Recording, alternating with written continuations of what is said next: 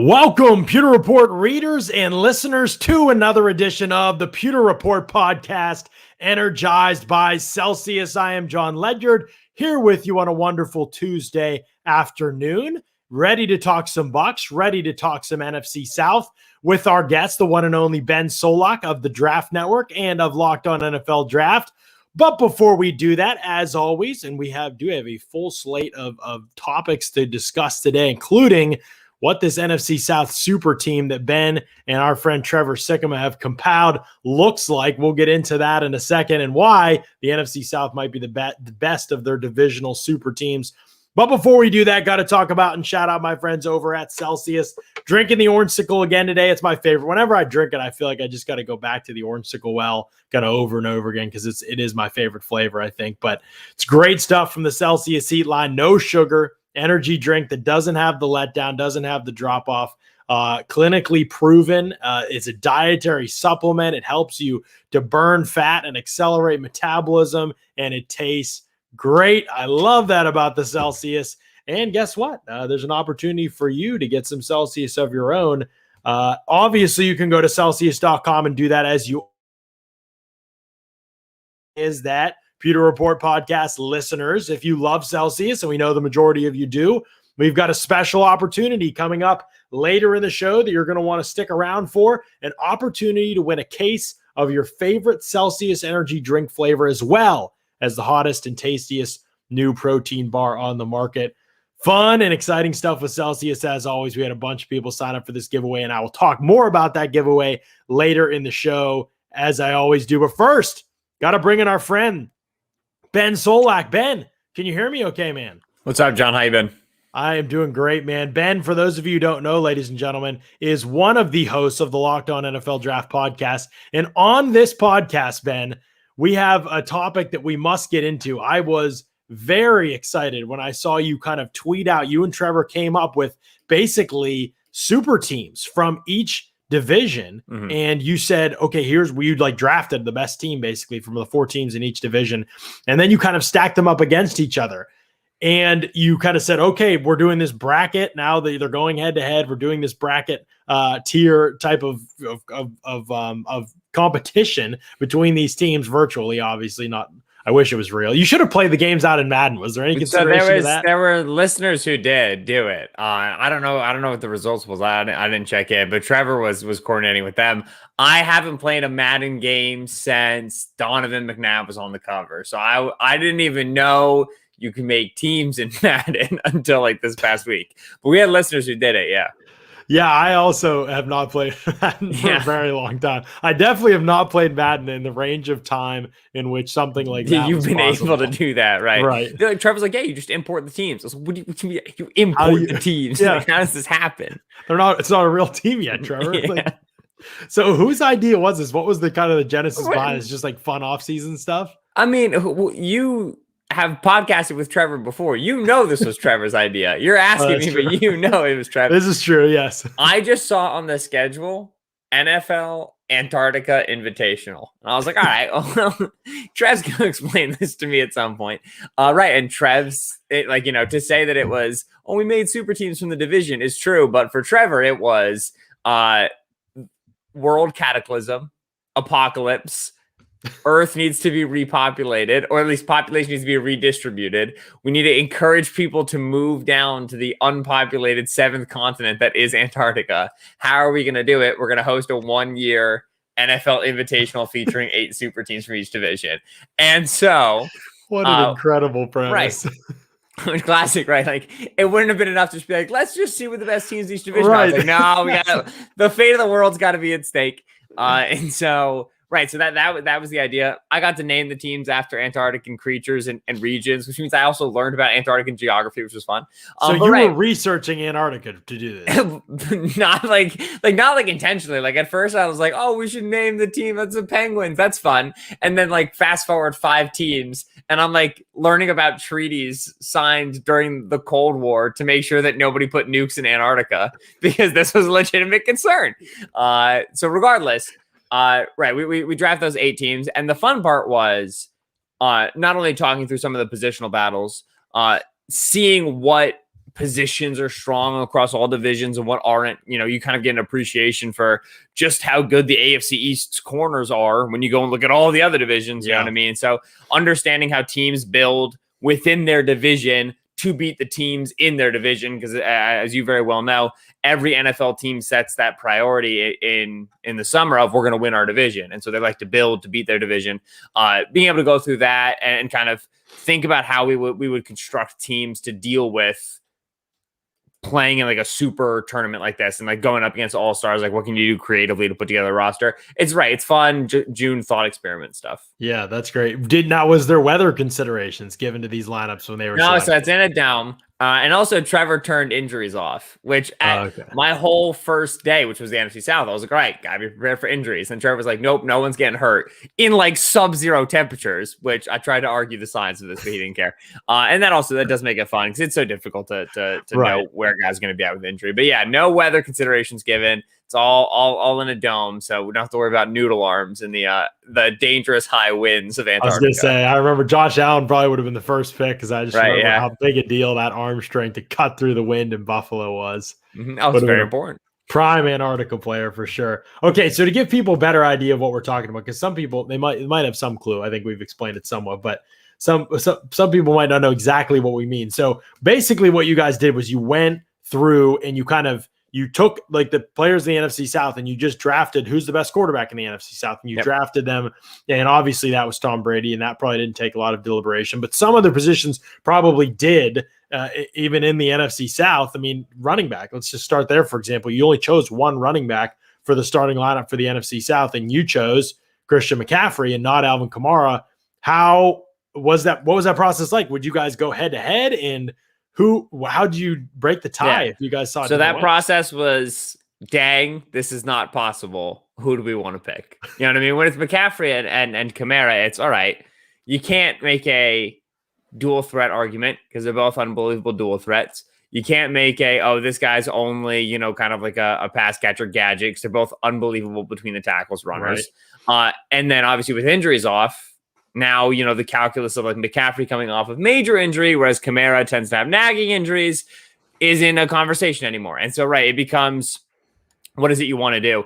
I think that we, in anticipation of the difficulty of getting any other Carolina Panther on the team, edged McCaffrey just to get the representation from Carolina, which wasn't actually supposed to be part of the calculus, but you end up doing it because you're splitting hairs at that point. I mean, we had, especially when Julio was in the division still, we had the same problem at wide receiver where it was like, all right, do you want, we got 5 tier 2 wide receivers in this division. You pick, you know what I mean? Like it is annoying to be limited like that or to have to make those decisions because Kamara absolutely should be on the team. He's one of the 5 best backs in the league. He just happens to be in the division. Right. Another one. So there you go.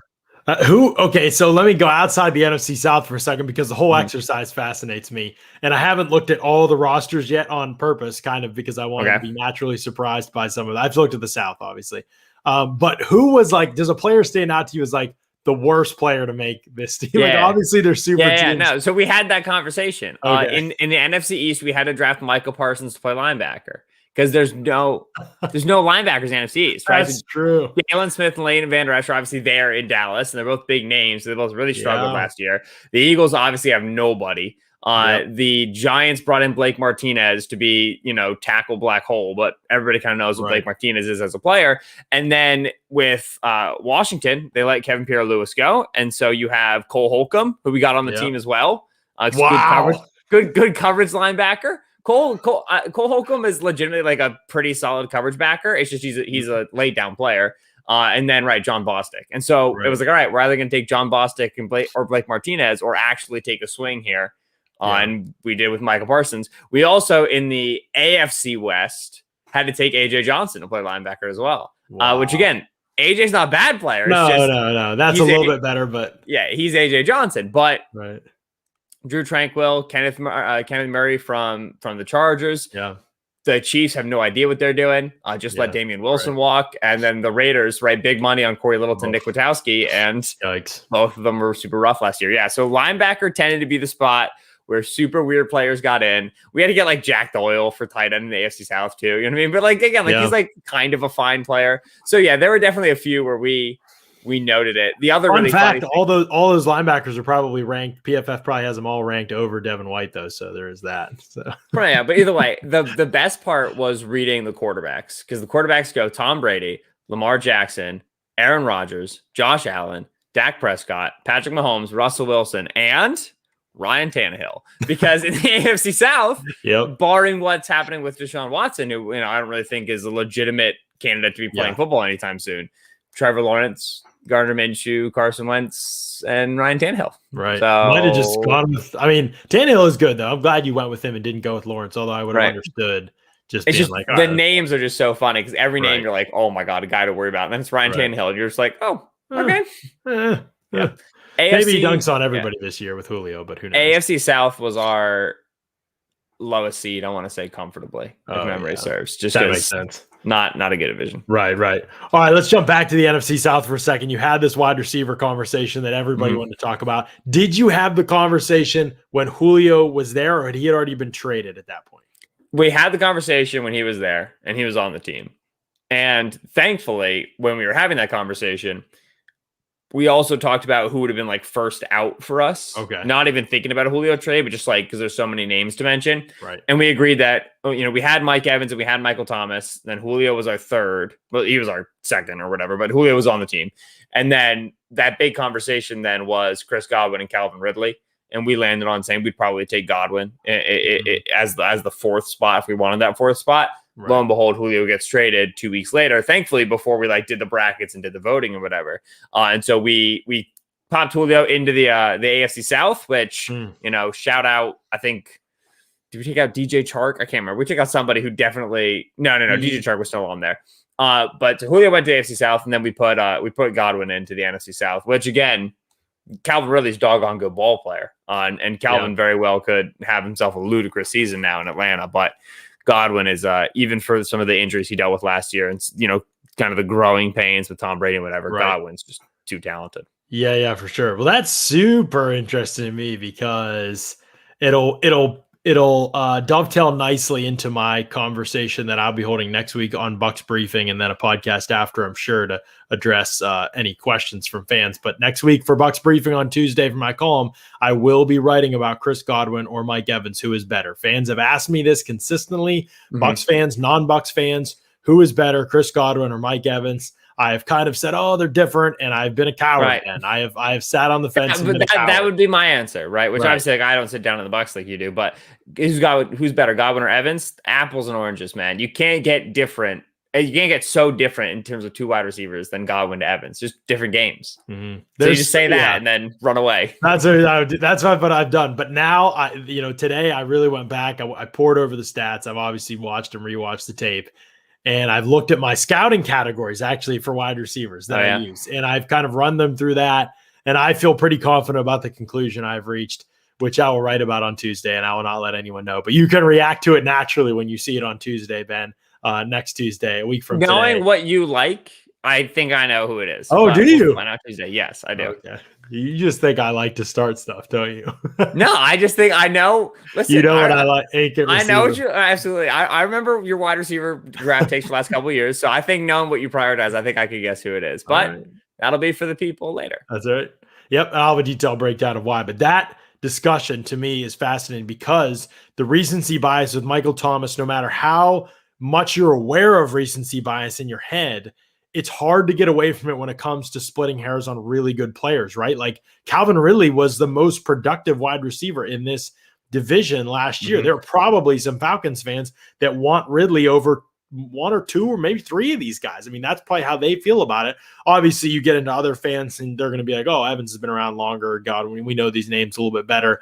But Calvin Ridley, without Julio for some of the year, was legitimately really good for Atlanta and has a case and an argument to be on this team, as you said, and I believe you chose the right three. But clearly, Calvin Ridley was way better than Michael Thomas last year, and Michael Thomas was obviously hurt and then playing hurt and had all kinds of stuff going on off the field with his teammates, and it was a mess. But that probably makes it really difficult, not just specifically with this position, but in general, when you came to things where recency bias probably made it hard to like figure out, are we going with the most recent version of this player? Because like Michael Thomas was in everybody's top 5 going into the year. Now, like, how much does recency bias affect how we see Michael Thomas? Yeah, no, I remember writing about Thomas's game during the season. There was some quote he gave about like being the wide receiver 1 or what it is to be a wide receiver 1 or whatever during the season, which Michael Thomas gives a lot of quotes. So sometimes it's tough to remember. But he gave a quote about like this prototype, this idea of what it is to be a wide receiver 1 in his game. And I went and I watched him, and it's, man, like I think he's probably pound for pound, right? Like, you know, barring 240 pounds or like Mike Evans, 230 pounds, whatever. During pound for pound, he's probably the most physical receiver in the league. And that lets him do so much crazy stuff. But also, you cannot put yourself into that upper echelon of wide receiver, that top tier of wide receiver play, if you're not at this current stage in the NFL meta generating massive explosive plays, which he doesn't do. And doesn't do it with yak, and doesn't do it downfield. And so if you're the best possession receiver in the league, that's awesome. But in the framework of just your ability, just your talent, once you widen the framework to how much am I helping a team?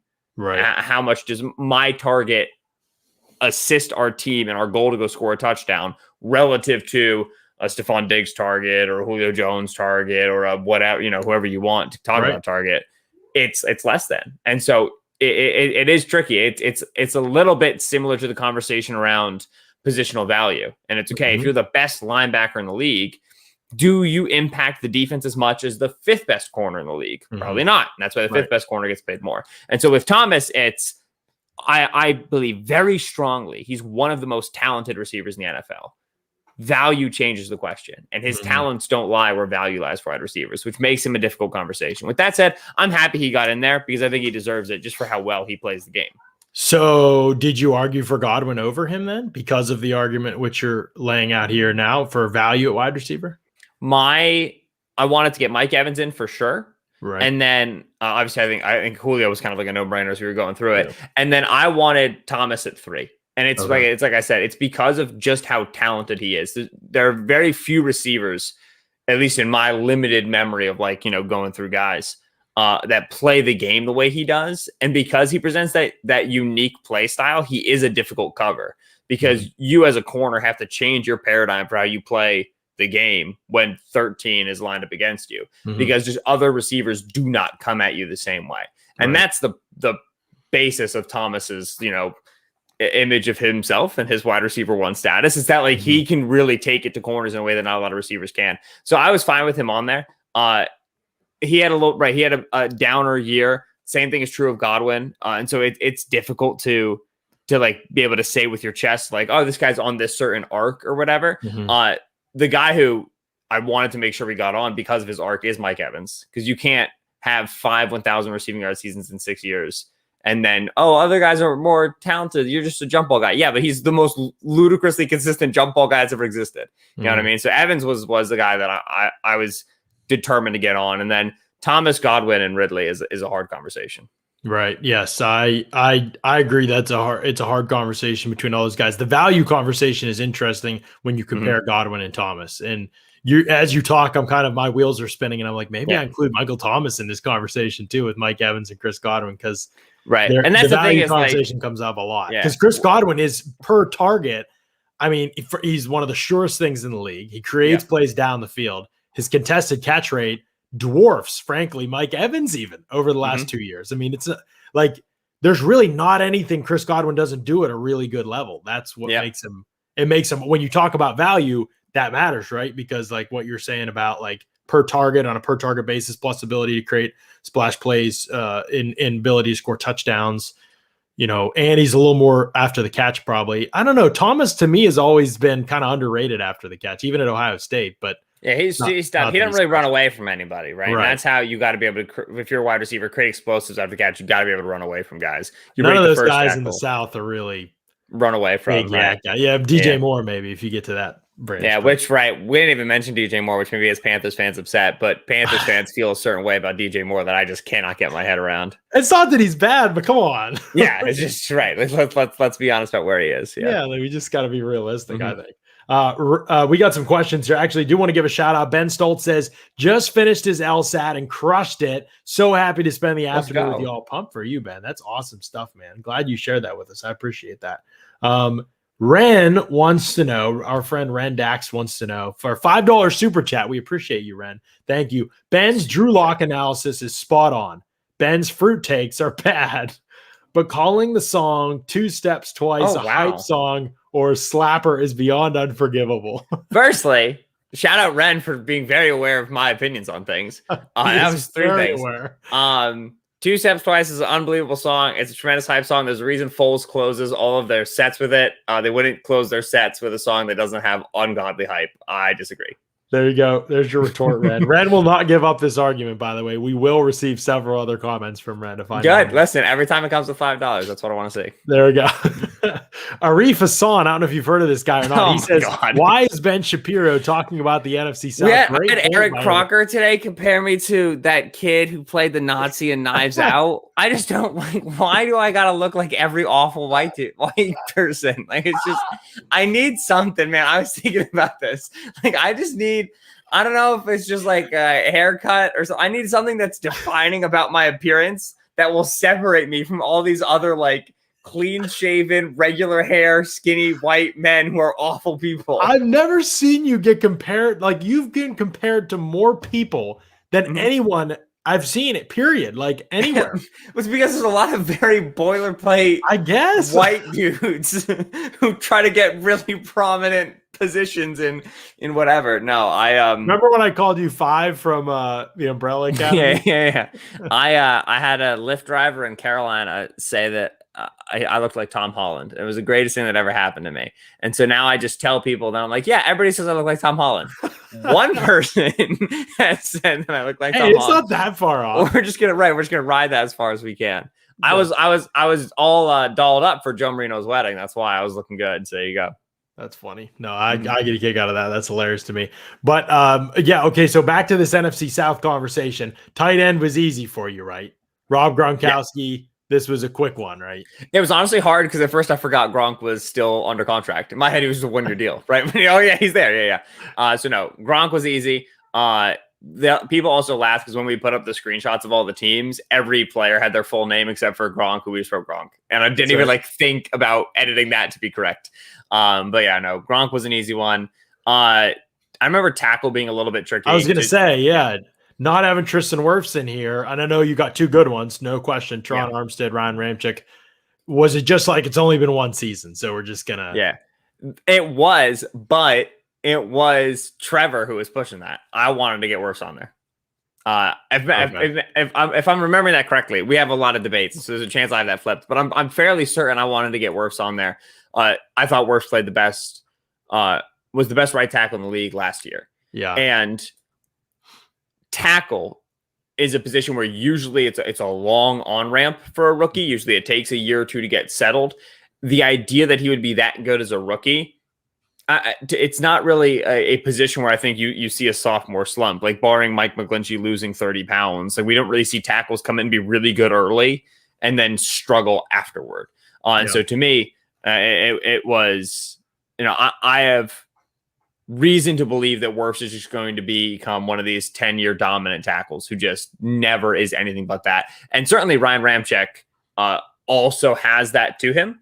But for Wirfs to do that as a rookie, I think gives you a potential arc that puts him up higher than Ramczyk. And so nothing wrong with Ryan Ramczyk at right tackle, but I would have wanted to get Wirfs on there. Yeah, I tend to agree with you. Although it's hard to make an argument against Ramczyk. He's obviously a really good player, one of the best right tackles in the league.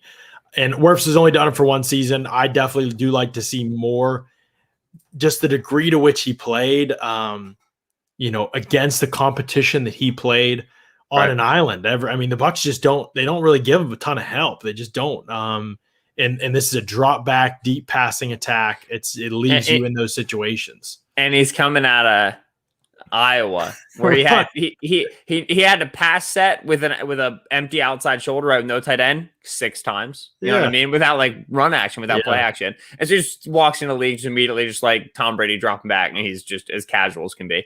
Ludicrous, not real football player. I mean, it really. And when I remember first week of training camp, Scott and Mark were down there and they were like, I think Joe Haig could maybe start after his first 2 days of practice. They were like, yeah, it's gonna take some time.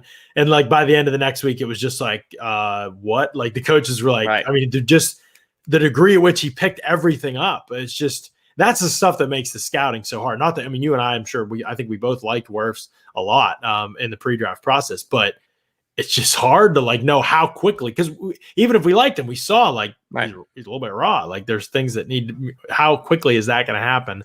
That's part of the situation that just makes this thing so difficult, I think, to figure out at times. Somebody does want to know about what Charlie said, and we did pass wide receiver. We didn't talk about Antonio Brown. Was it just kind of easy to say, okay, well, half a year of production and then year before didn't play? We just got to. Yeah, I'm not even sure if we remember to talk about him. Is he signed? Oh yeah, Antonio Brown's on the team. Oh, yeah. When was he signed? Is he always been signed?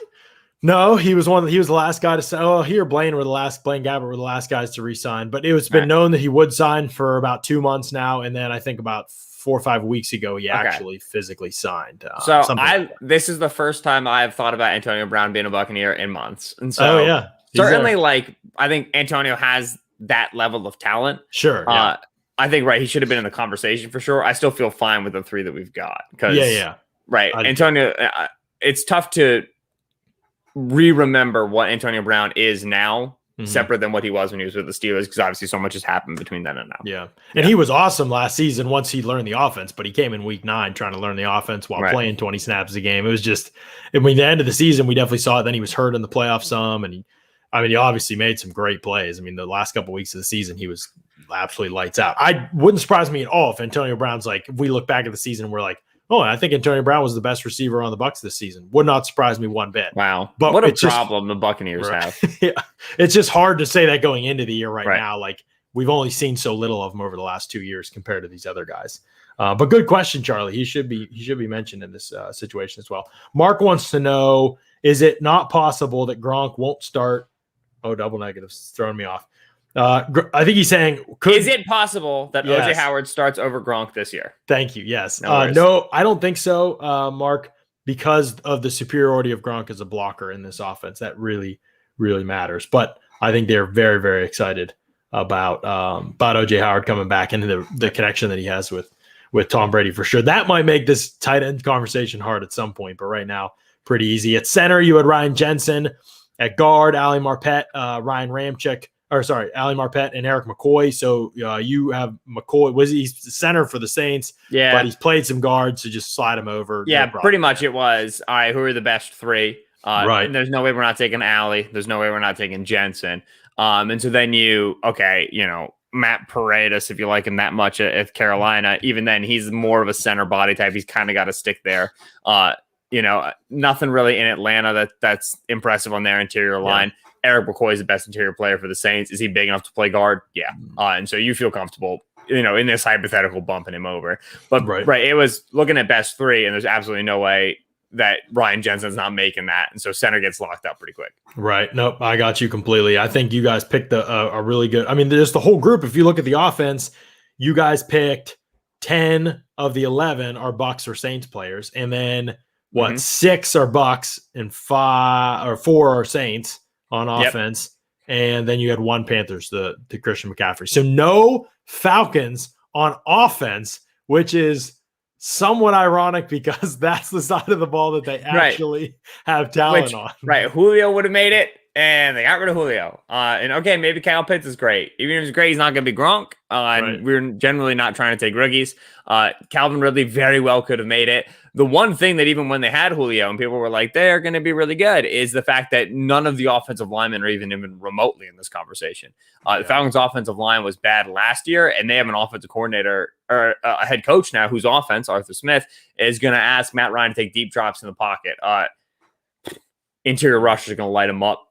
Do not think that the Falcons' offensive line would have been good enough to sustain the lofty expectations people had for them even before the Julio trade. And now you hope that Ryan can get rid of the ball quick to Pitts and Ridley, but I think that offensive line is going to be a problem for them at first. So you think that might be Arthur Smith's biggest hurdle in his first year as head coach in Atlanta, is that offensive line navigating it? Absolutely, yeah. And if you look at what the Titans even did in the running game, they drafted a college tackle in Nate Davis out of Charlotte and then put him at guard. And then when they wanted to run their inside zone and their duo scripts, they ran it behind him because they had Roger Saffold at the other guard spot. Didn't play as well as he maybe had with the Rams. So he was much more so an outside zone kind of a guy. They needed size up front. They needed dense body types. You're going to have those double team blocks, and you're going to have that sustained deep pocket drops.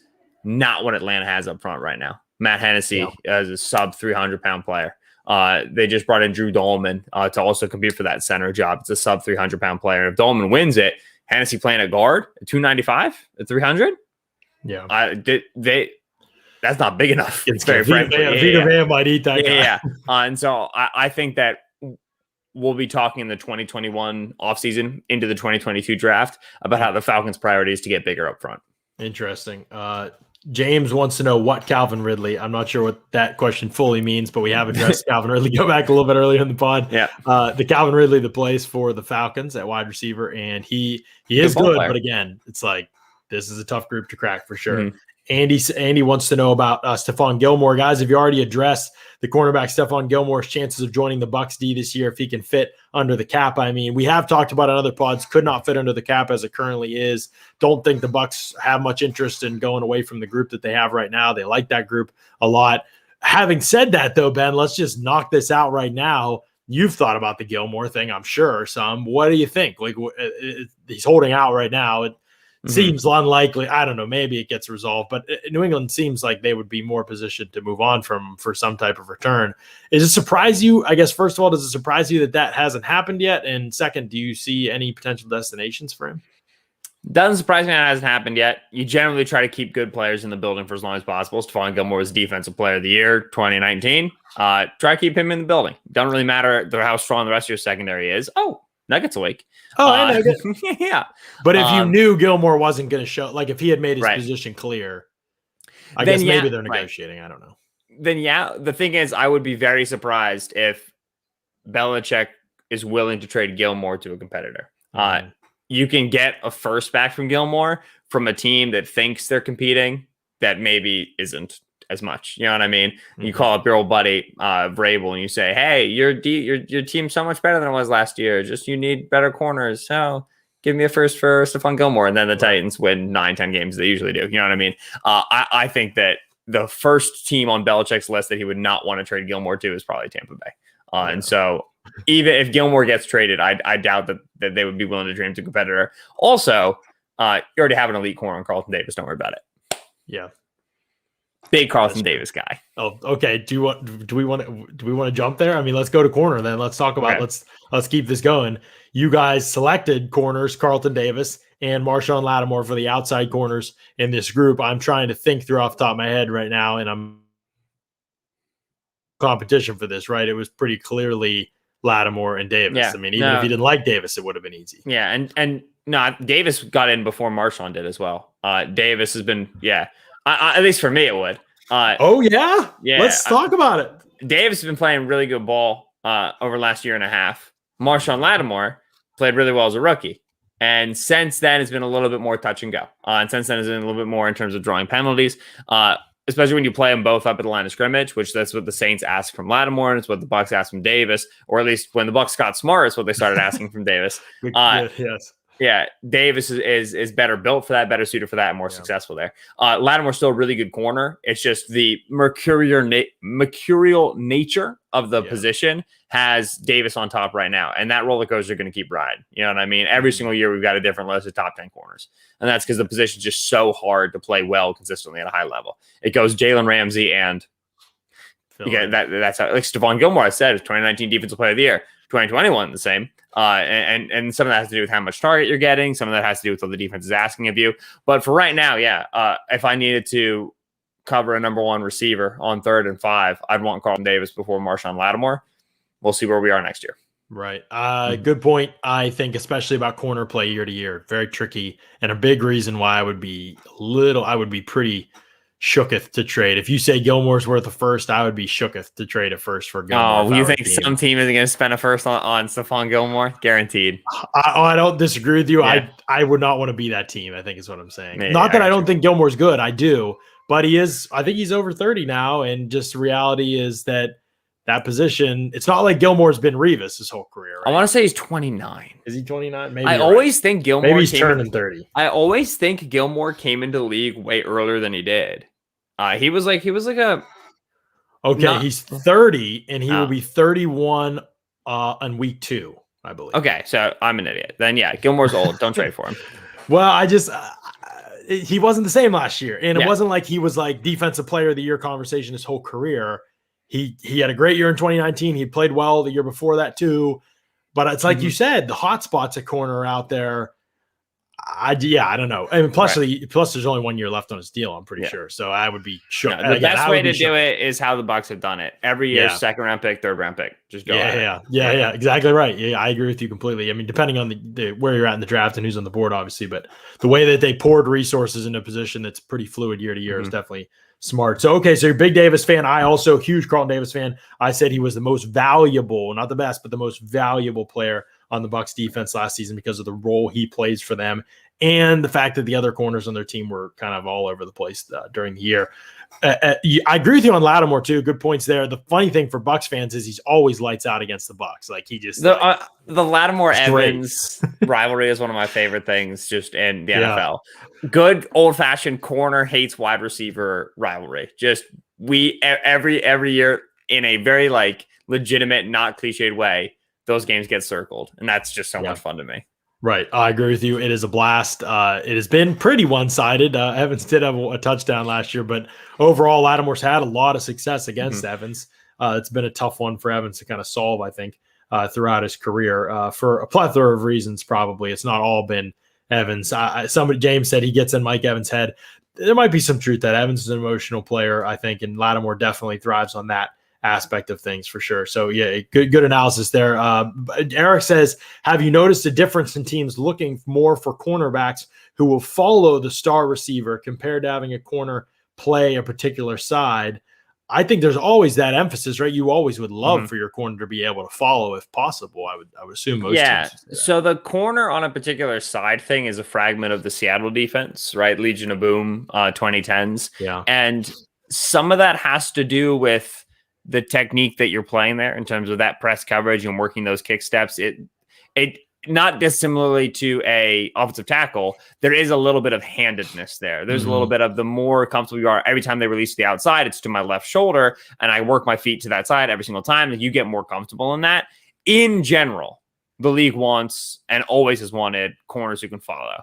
Doesn't mean they have to follow. Doesn't mean you follow every week, but if you that guy is obviously going to be more valuable because you can choose to leave him on a side or choose to have him follow, as opposed to if we're just going to build a right corner and a left corner, we're stuck with that. We don't have the ability to go elsewhere. So I would say in most cases, it's always going to be follow the star receiver. Yep. Gives you options, as Herb Brooks would say. Antoine Winfield and Marcus Williams at safety, trying to think through quickly. Really ready to enter that conversation, huh? I mean, he's not really kind of as a safety. I don't know what you call him. I lost your audio for a sec. Who are we talking about? I said safety. I was just saying Antoine Winfield and Marcus Williams being those safeties.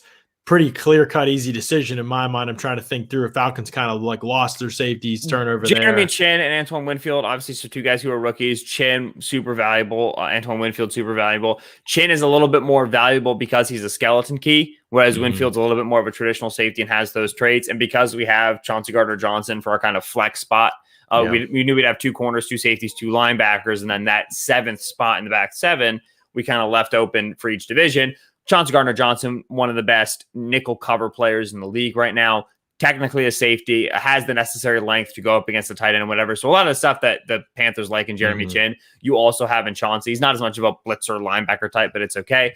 It's just that so much of what Chin brings is his versatility, and we didn't feel like we needed it as much. And that, like I said, that skeleton key lineup everywhere sort of way. So Chin and Winfield was a conversation for sure. And yeah, I think that for Winfield, not dissimilar to Wirfs, to be as impactful as he was in year one, the headiness required to be successful as a Todd Bowles safety is just, again, very, very difficult to identify and inexplicable and annoying.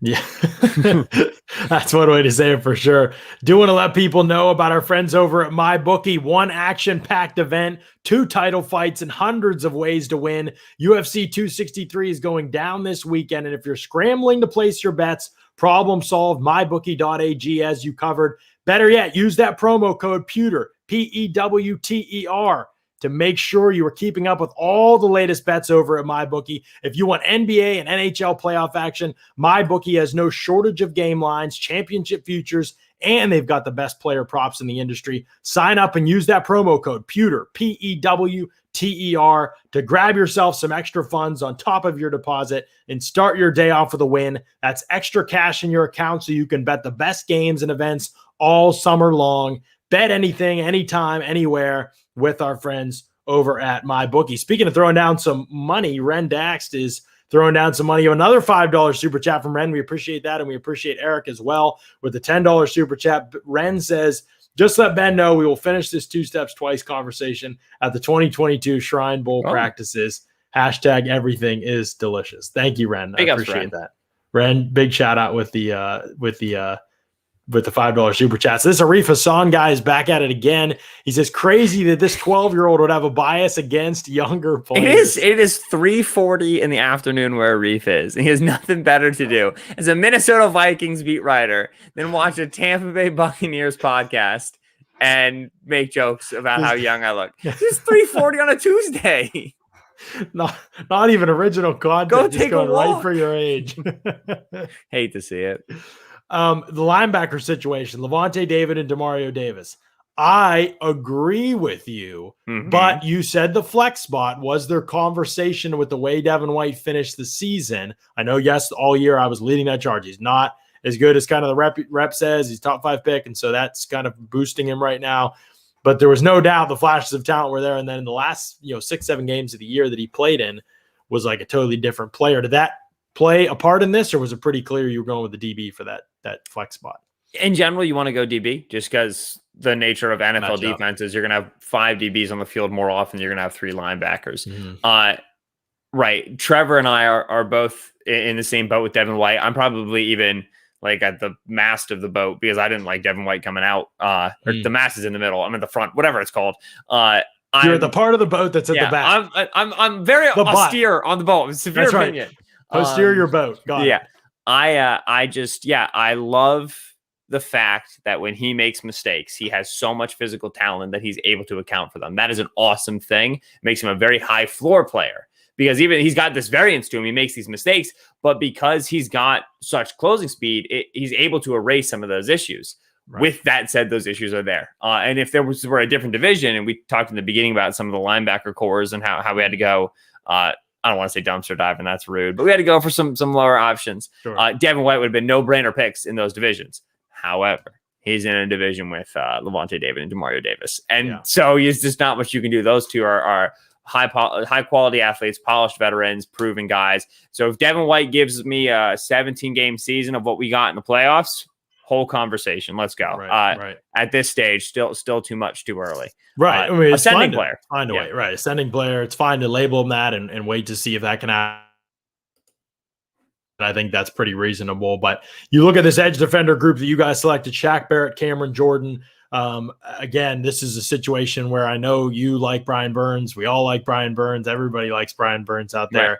But it was just it's pretty hard. If you're doing 2 edge defenders, how do you leave I'd those love guys for off? This to be Brian Burns next year. At this point, we had Shaq Barrett, who, did he have 18.5 sacks this year? No, but he did last year. And then Cameron Jordan, who's not only just as a pass rusher, but in terms of line of scrimmage production, being able to generate TFLs, has been one of the most steady players over the last however long.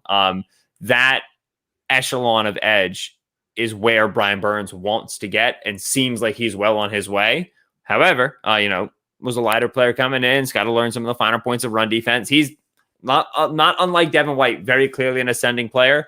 Hopefully he's going to be in the conversation at the end of this upcoming season, but tough to argue with the body of work for the more established players. I agree with you on that. I don't think that there's any argument as much as you can recognize JPP's done some good things and that Brian Burns is an ascending player. it's hard to put anybody past those two right now for sure, especially the way Barrett played in the postseason. That matters too. Do you want to play a fun game real quick? Let's do it. Name the Falcons edges who are just like, you report on this division. Right? So none of them are in the conversation. Thing one and thing two. Right. But like, okay. So they have one big contract guy, Dante Fowler. Right. Yes. Do you know anybody else who's on the depth chart at edge? Gosh. No. Right. I really don't think so. I mean, who is it? This is Let's not look a it up position right that now. lacks. So it's Jacob Tuio Mariner. Yes. Yep. Okay. They have Barkevius Mingo. Oh, so, yes. Yeah, the new Mingo's been on How like is 7 he different teams still in 7 in the years. league? I don't know. He's been on so many teams. They have John Bullard, Steven Means. They drafted Ade Ogundeji out of Notre Dame, who I kind of liked. I did know Steven Means was there. Yeah. John Kaminsky was like a 290 pounder. But yeah, that's their edge group. This is not a position. Starts? This is not even a position that's lacking talent in the league. They're just don't have anybody. For Fowler to finesse the contract he did after Vic Beasley finessed the 5th-year option is astounding to me. It's incredible. So many bad decisions. Oh my god! And I actually don't even think Dimitroff is like all bad, but there's not much defense for what he did his last couple of years in Atlanta. It was pretty brutal, some of those moves. And I don't know what they're going to do with Fowler because he's not a guy that's going to suddenly be like, oh yeah, I'm going to start putting in 110% every day. Fowler's got a bag when Fowler probably knows he should not have gotten a bag. There's no way. Yeah, it's a wrap for Fowler, I think. But I cannot believe that Barkevius Mingo is still out there.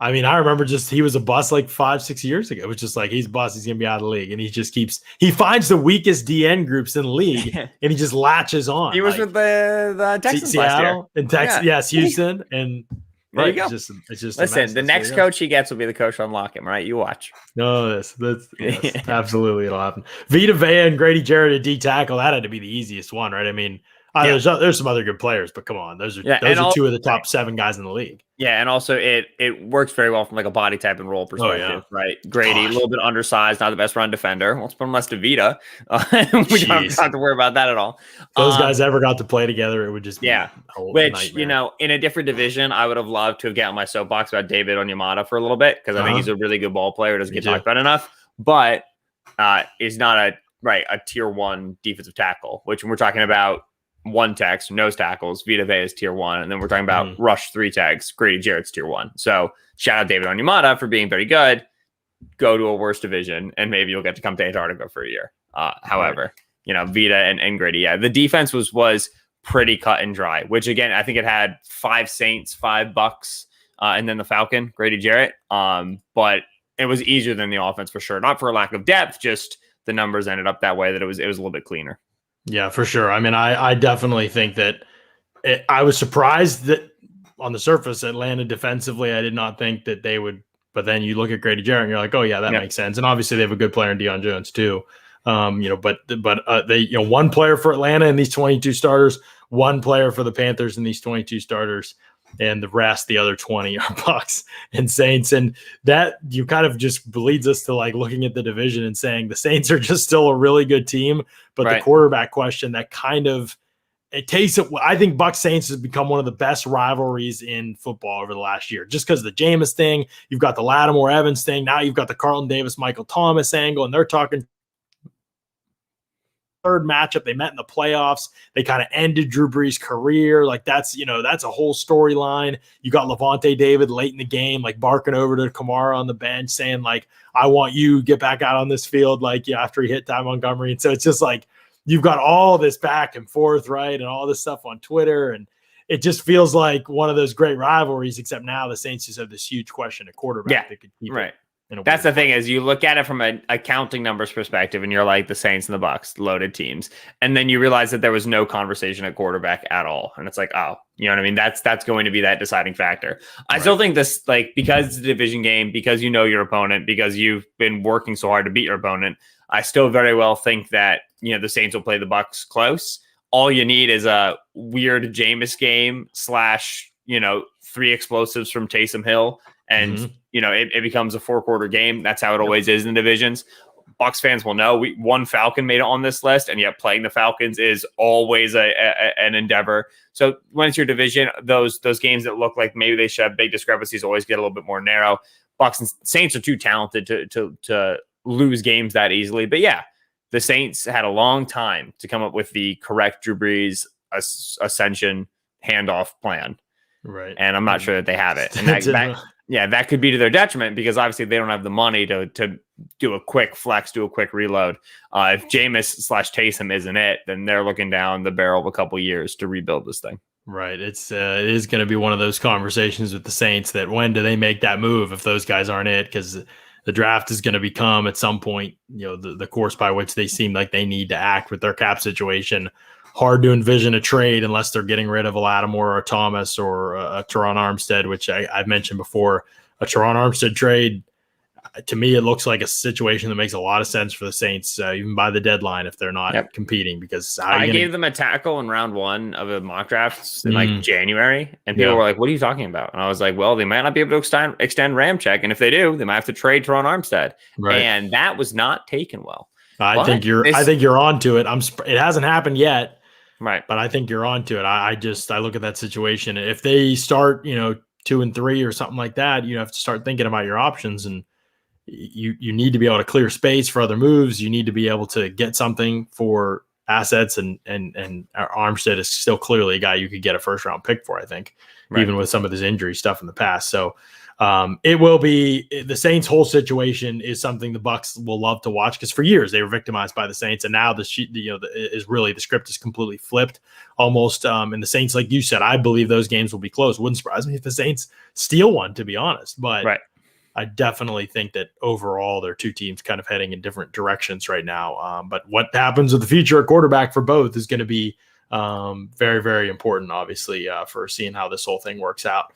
Hey, Pewter Report fans, we promised you earlier in the show that we would tell you about a special opportunity to win some free Celsius. I know that interests most of you. Now that time has come. The Pewter Report podcast is excited to announce a brand new giveaway from Celsius and Fast Brands, in which 10 winners will receive 1 box of Fast protein bars. These are the flavors. You get to choose if you win. Salted caramel peanut crunch, or white chocolate cookies and cream as well. I've tried both of them. I love both of them. I will do a little plug for the salted caramel because I love it, but I think both of them are terrific. The taste, it always is about this taste.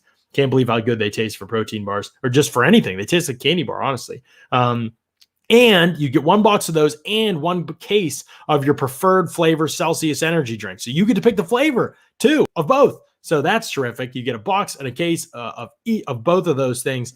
To enter, all you have to do is go and enter your name and email at celsius.com/pewter. Right up there on the screen, celsius.com/pewter, your name and your email. It's all you got to do. It's truly that simple. And the link is in the YouTube description below. I'll have it in there after the show. Grab the link and do it now, because winners for this giveaway will be selected on June 22nd. So that is the end of this week. So don't miss out on this. Grab that link, put name and email. It's all you got to do. You're in, and you got a chance to win a box of these unbelievable protein bars and your flavor that you want to pick of Celsius. So it's a great opportunity. Make sure you check that out and enter that contest today. That'll be really good stuff from Celsius, as always. Okay, Ben. So you had all these teams go head to head in these divisional battles. And what happened? What was the outcome of these divisional battles between these super teams? Yeah, so the NFC South team, which they were the Deception Island Penguins, I think was their eventual team name. Who came up with the names? I did. I had a good time doing that. They made it all the way to the final, where they faced the AFC West, which was a team that had Patrick Mahomes throwing to Tyreek Hill, Keenan Allen, Travis Kelce, and Darren Waller behind an offensive line with like Joe Tooney, Orlando Brown, Dalton Reisner, Von Miller, Chris Jones, Joey Bosa, Bradley Chubb, Derwin James, Kyle Fuller, Tron Matthew, Justin Simmons on the defense. Yeah. Another stacked team. When the fans did the voting, they had the AFC West, who was our 2 seed, beat out the NFC South, which was our 1 seed. And it was like 56% AFC West, 44% NFC South.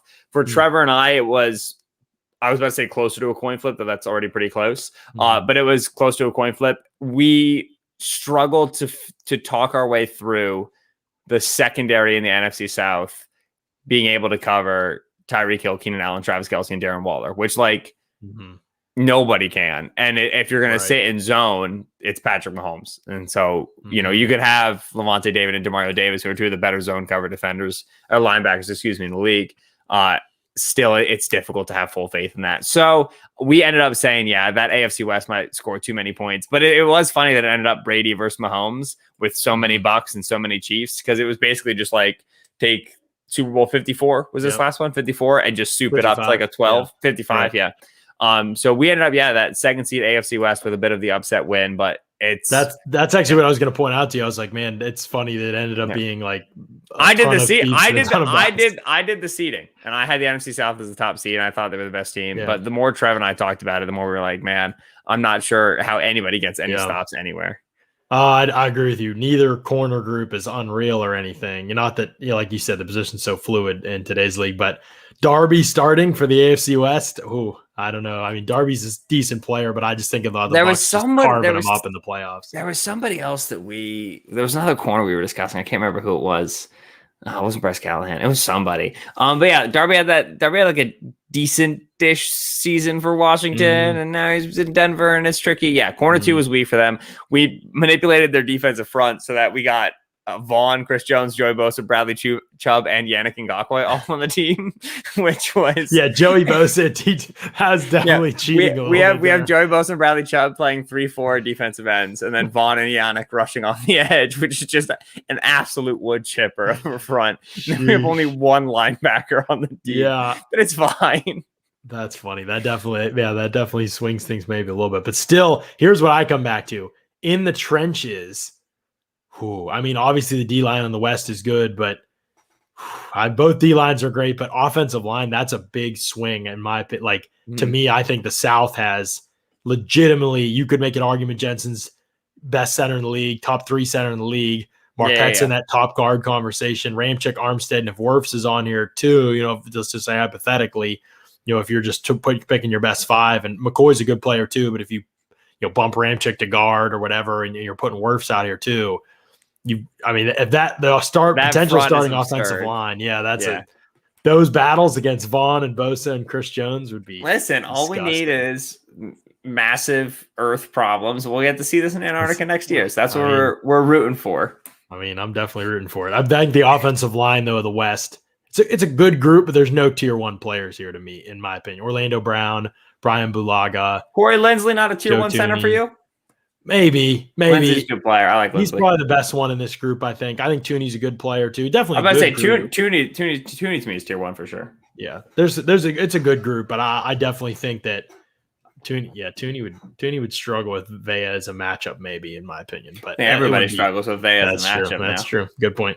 No, it's great stuff. I was really fun to think through. I love the summer content in the NFL stratosphere, because it's just like that kind of stuff, right? Like, it's just like, let's talk about like fun, wild content ideas. Let's make top 100s. Let's do, player rankings. Let's do all that kind of stuff. Because we can this time of year. That's what it comes. Gotta find something for the people to argue about. That's right. Exactly. If we're not arguing, we're not doing it right, for sure. So Ben, I appreciate you taking the time, man. I hope you're getting to relax some and stuff now that the draft is over and everything's kind of quiets down for a little bit of a month. Hopefully you get to relax a little bit here.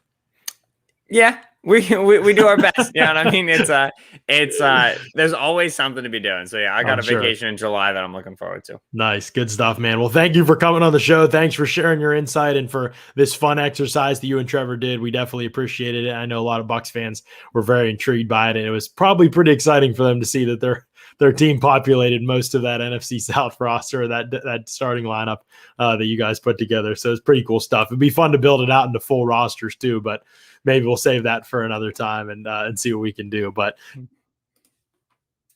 and to join us on the show. Yeah, thanks for having me, man. I appreciate it. Absolutely. Ben Solak from the Draft Network and Locked On NFL Draft Podcast does terrific work. Make sure that you follow him on socials and check his work out on those formats as well. We'll be back tomorrow. Matt and I will be here. We will have thoughts on the Bucs. We've got some discussion topics we're currently texting and developing as we go, but tomorrow's gonna be a fun show. I think we're gonna have some good topics and good conversation in the show, and we'll be back Thursday as well. I think we're having a guest on Thursday. We're trying to wait for a final word from a potential guest, maybe a totally new guest on Thursday that I think will be really exciting for people. So trying to nail that down and figure out if we're going to be able to do that on Thursday. But going to be a fun rest of the week. As always, we appreciate you all jumping in here for another edition of the Pewter Report podcast. Out.